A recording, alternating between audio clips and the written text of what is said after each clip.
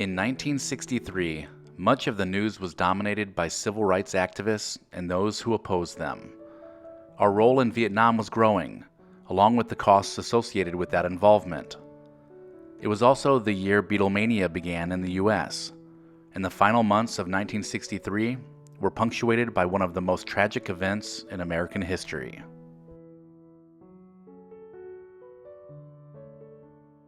On January 8th, Leonardo da Vinci's Mona Lisa was exhibited in the United States for the first time at the National Gallery of Art in Washington, D.C.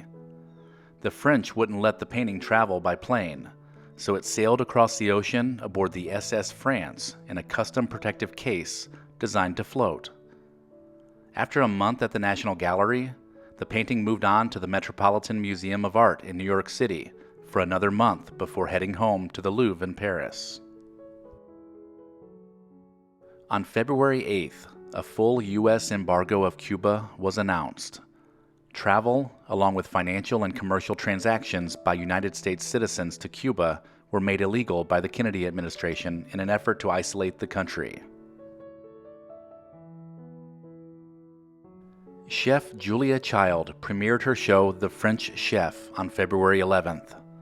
Although Julia Child was neither French nor an experienced chef, and she had only cooked an omelet on TV one time, her tall stature and wobbly voice made her a national icon and helped to launch PBS.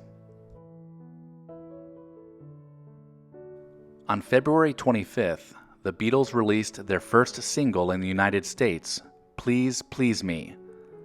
The single failed to make a huge impact, only selling 7,000 copies. On March 5th, country music superstar Patsy Cline was returning from a benefit performance in Kansas City when her plane crashed in Camden, Tennessee. She was killed along with fellow performers Hawkshaw Hawkins, Cowboy Copas, and Cline's manager and pilot, Randy Hughes. Cline had believed she would die young and had had premonitions of what was to come, so months before her death, she finalized her will and began giving away cherished possessions to family and friends. The long-running soap opera General Hospital debuted on ABC on April 1st.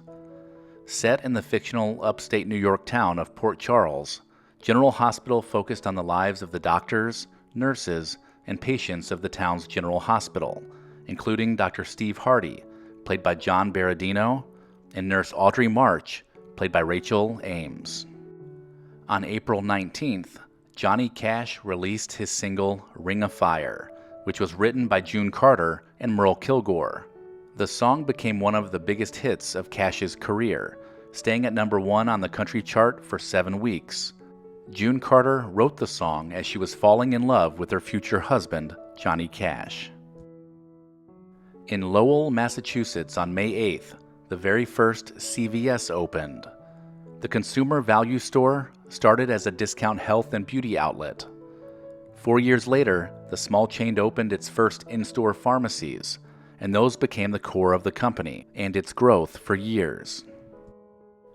On June 12th, civil rights leader Medgar Evers was standing outside his home in Jackson, Mississippi, when he was shot and killed by a white supremacist named Byron Della Beckwith. Medgar Evers had been instrumental in Mississippi in registering poor African Americans to vote and recruiting them into the civil rights movement. It would take over 30 years for Della Beckwith to be convicted for the crime. On July 1st, Zone Improvement Plan codes, also known as zip codes, are introduced by the United States Postal Service. The codes divided the entire country into coded delivery areas. This helped the post office better pinpoint where mail was headed, while allowing it to expand machine-based sorting systems. On August 28th, Martin Luther King Jr. delivered his I Have a Dream speech on the steps of the Lincoln Memorial to an audience of over 250,000 people during the March on Washington for Jobs and Freedom. Dr. King used universal themes to depict the struggles of African Americans before closing with his dreams of equality. The speech has endured as one of the signature moments of the civil rights movement. On September 14th, Mary Ann Fisher of Aberdeen, South Dakota, gave birth to America's first surviving quintuplets, 4 girls and 1 boy. At the time of their birth, the odds of giving birth to quintuplets was estimated to be 1 in 54 million. There was also no history of multiple births on either side of the Fisher family, not even twins. In Birmingham, Alabama, on September 15th, the 16th Street Baptist Church was bombed, killing 4 young girls and injuring 22. The bomb detonated at 10:19 a.m., killing Cynthia Wesley, Carol Robertson, Addie Mae Collins, and Denise McNair. The bombing was in response to racial integration and was carried out by local Ku Klux Klan members. On September 29th, My Favorite Martian, starring Ray Walston and Bill Bixby, debuted on CBS. The show was the first of the fantasy genre that would be popular during the 1960s. On October 11th, William Shatner starred in Nightmare at 20,000 Feet, which was an episode of the CBS series The Twilight Zone. It is one of the most popular episodes, and it follows the only passenger on an airline flight to notice a hideous creature wandering around the wing of the plane. The first push-button telephone made its debut on November 18th. The phone was first made available to Bell System customers in Pennsylvania, and it used audible tones for each of the digits, becoming known as TouchTone. On November 22nd, President John F. Kennedy was assassinated by Lee Harvey Oswald while his motorcade wound through downtown Dallas. For the next several days, stunned Americans gathered around their television sets, watching nonstop coverage of the assassination and funeral. From their living rooms, they watched Mrs. Kennedy, still wearing her blood-stained suit, return to Washington with the president's body. On December 18th, 19-year-old singer Frank Sinatra Jr. was kidnapped from room 417 of Harrah's Lake Tahoe.